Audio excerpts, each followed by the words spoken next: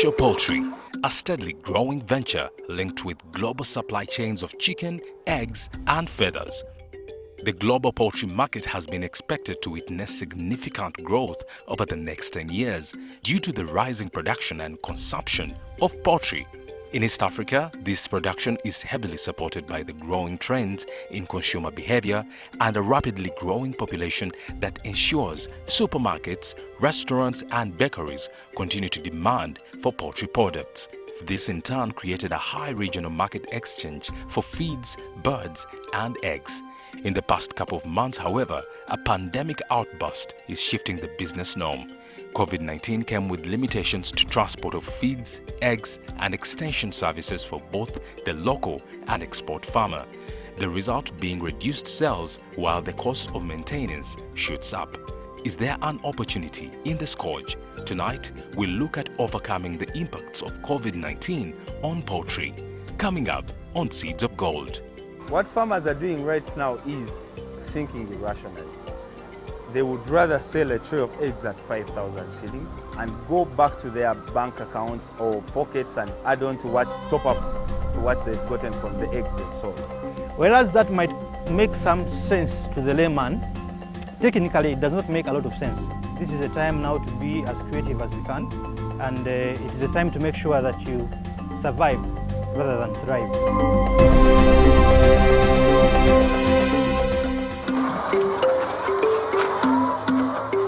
This is Anthony, a renowned poultry farmer in Nansana. He runs a 13,000 birds poultry farm that starts as far back as the early 2000s. What started out as a livelihood activity sparked a profit-making idea for him. Growing into a competitive commercial poultry farmer, Anthony produces over 2,000 trays of eggs per week. He is used to exporting 70% of this produce to Kenya, Congo and South Sudan. The 30% is down to the local market. It is a profitable business as Anthony describes it. Business has been good. It has its challenges, its ups and downs. My biggest achievements in this would be being able to transform the farm from the old system, which is the deep litter system. I wouldn't say it's the old system, but I find it a more challenging system as compared to the cage system. It has also helped me step up my production levels, my production percentages. We were starting the battery cage system, we started with 800 birds. Yeah, but we've managed to grow it to 12,000 in the cages. Our production has grown over the years because when we were doing deep litter, we were doing around 70%. In cages, we've managed to, our highest has been around 91%. Of course, we just we didn't stay long enough at 91. We hit that percentage for like 3 weeks or a month and then went back down to 88.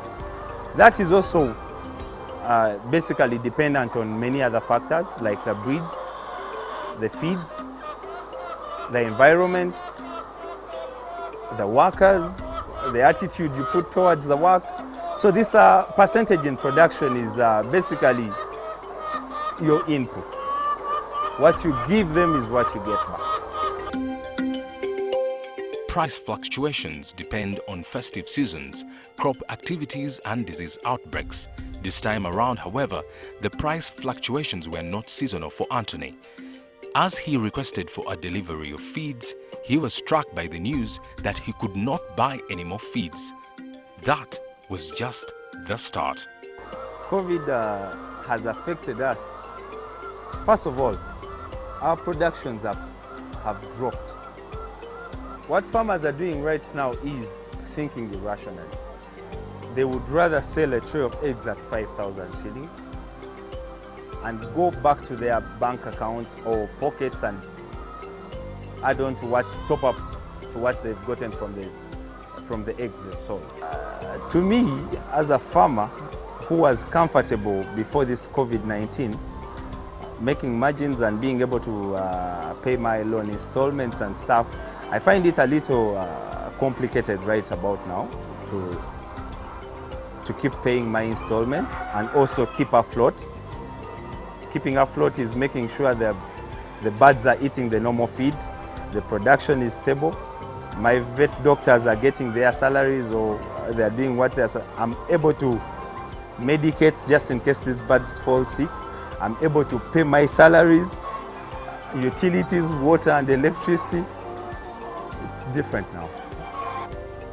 Given the numbers we put on the market and the prices, just before COVID-19, we've been able to sell eggs at 10,000 or 12,000 a tray. What does it show you? It shows you that it's not like we don't have the market here, but we cannot access the market because there is no easy access to deliver eggs. There is curfew time for delivery and stuff. But when the ban is lifted, I think there is a big opportunity. Ugandans have started consuming eggs as compared to when we started this, like 7 years ago. Ugandans were not really consuming eggs. It was Kenya that was our biggest client. Right now, with our given production levels, I think there is a big chance for other people to join this poultry industry. But they should also join with caution. Very many people walk in because they told them this business makes money and stuff, and maybe they have some money saved back there and they want to join this business. When they get hit by simple things like maybe price fluctuations, scarcity of the raw materials like maize, the basic ingredients to make a complete feed meal. The concentrates are maybe stuck in Mombasa because we feed on concentrates. We no longer use the mokene and stuff. So maybe the consignments are stuck in Mombasa and you have to think outside the box and see where you're going to get the concentrates. Word of advice would be for the new entrants, they have to think outside the box. Chicken works with numbers. The bigger the numbers, the less the costs of production. Most people walk in here with, say they want to start with 500 or 1,000 birds. They should be able to enter this business with a conscience that guides them, that they can make the money or they can lose it if they make mistakes. Up next, overcoming the challenges and opportunities post-COVID.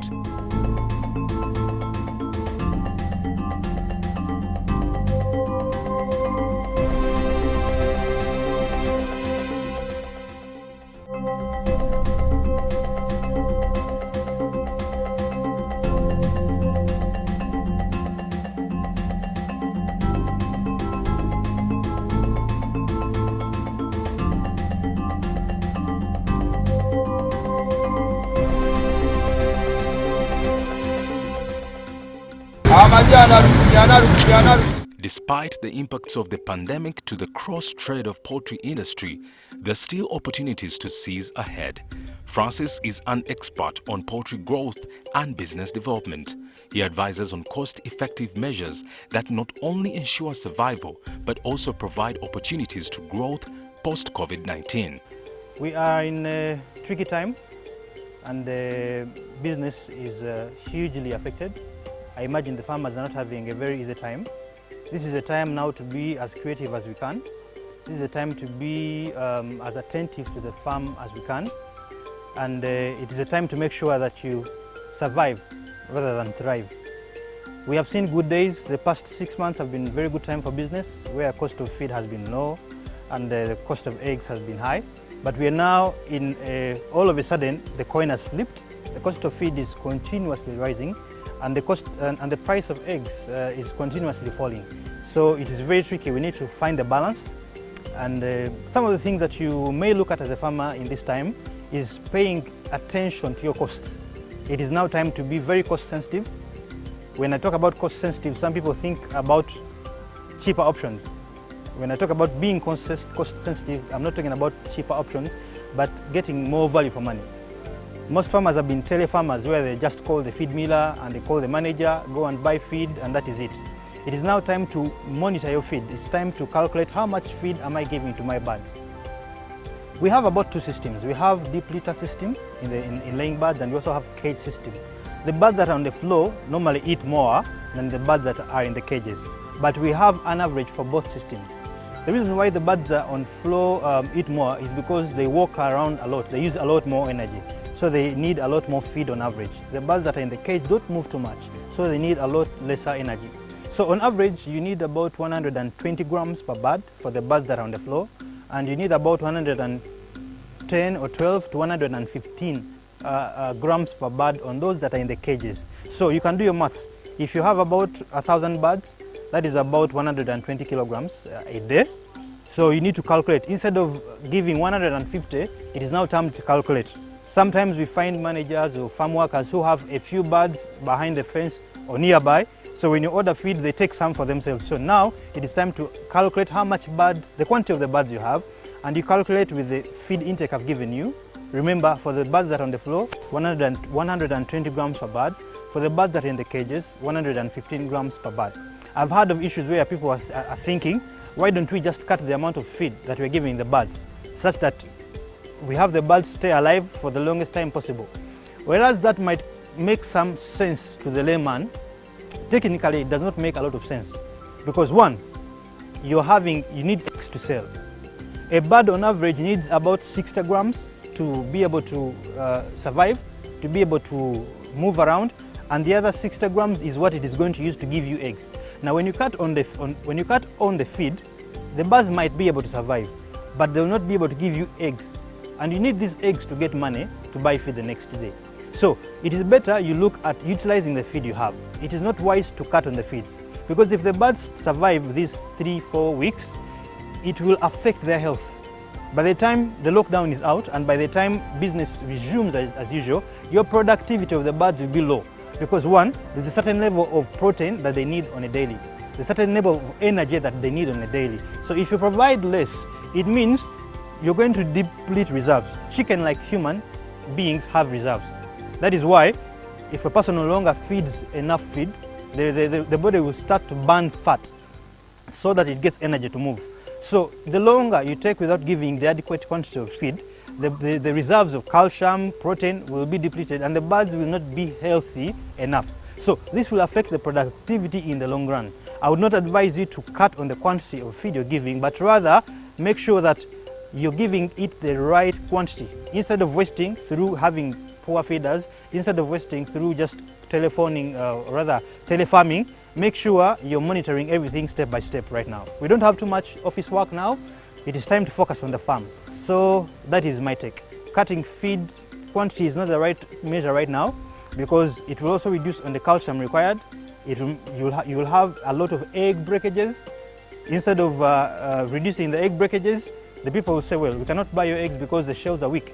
Or by the time you reach the market, you've had a lot of losses in egg breakages because you're not providing enough calcium. So it is better to ensure that you're providing the right quality in the right amounts without wasting, rather than cutting on the quality and rather than cutting on the quantity and the quality.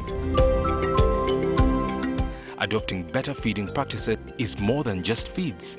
To push the shelf life of the livestock end products, a 360-degree approach to feeding will help a farmer maintain the cost below the spoils.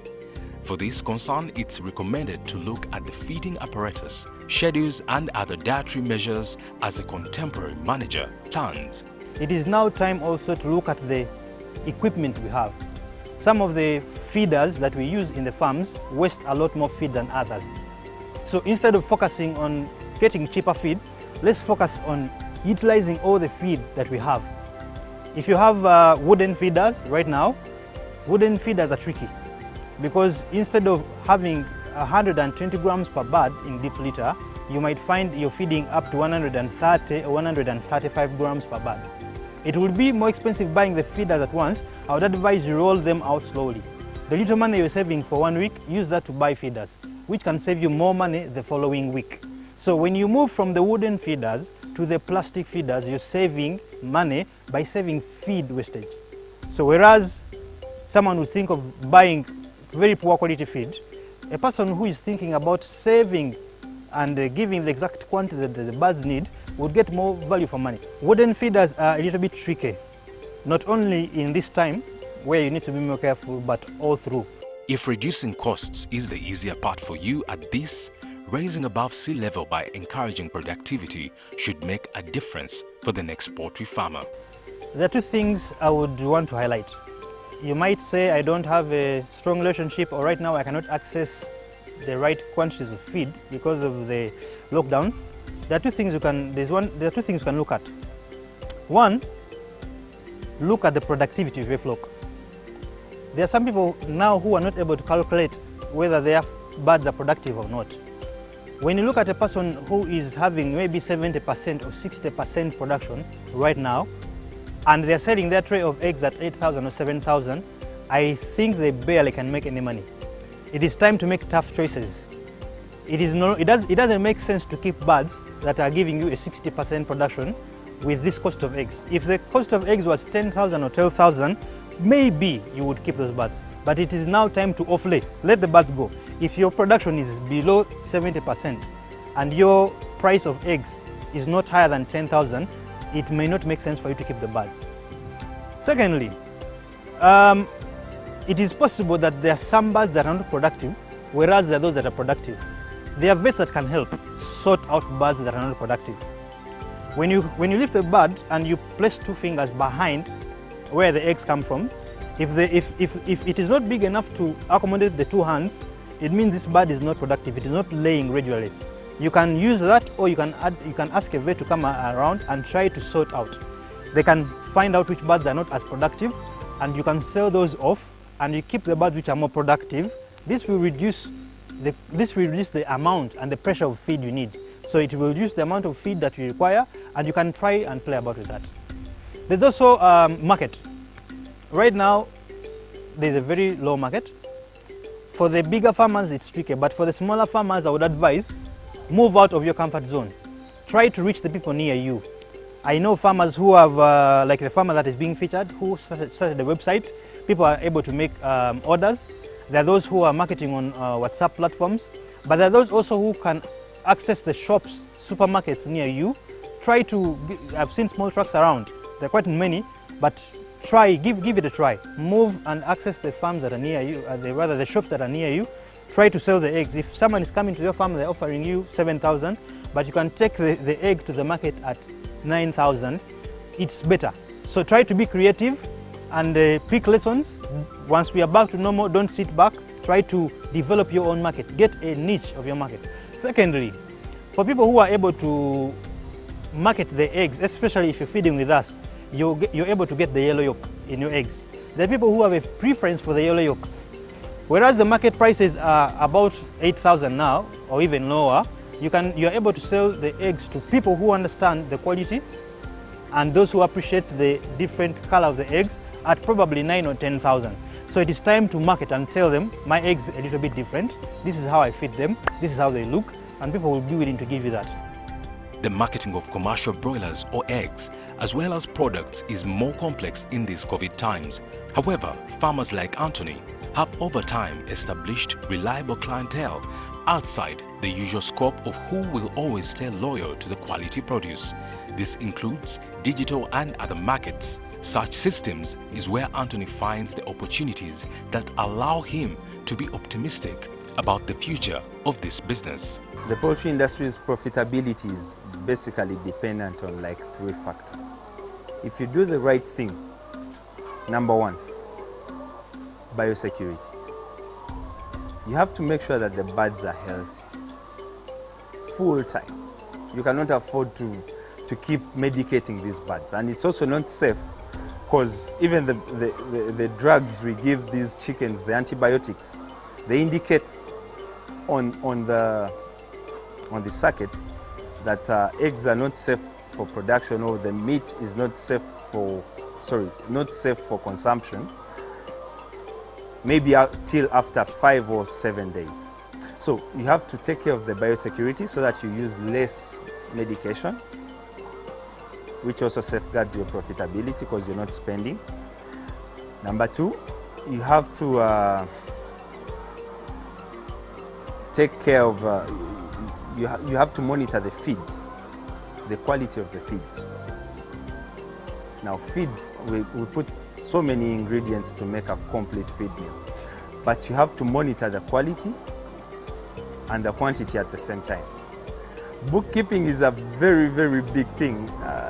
I noticed that when I got into cages, you should be able to tell how many birds you have. Very many people don't know how many birds they have. Mostly the people doing deep litter, they don't know how many birds they have. You should be able to tell the number of birds you have. You should be able to tell the number of kilograms you consume per day by knowing the number of birds you have. And we feed them in kilos. You'll notice all these and all the feeders have numbers at the end. All of them. Those indicate the kilos we are supposed to give the birds. All this should be off-head but also recorded somewhere. Bookkeeping, you should be able to know when to boost for vaccines like Newcastle and infectious bronchitis. It takes a lot, but you need to be able to have this on your fingertips or off-head, but also recorded somewhere to ensure that you maximize profits from this business. The plight of poultry in the COVID times presents new challenges that equally creates an opportunistic future in a growing population. The changing consumer trends are an inherent growth potential for the industry if you crack an efficient management system for your business.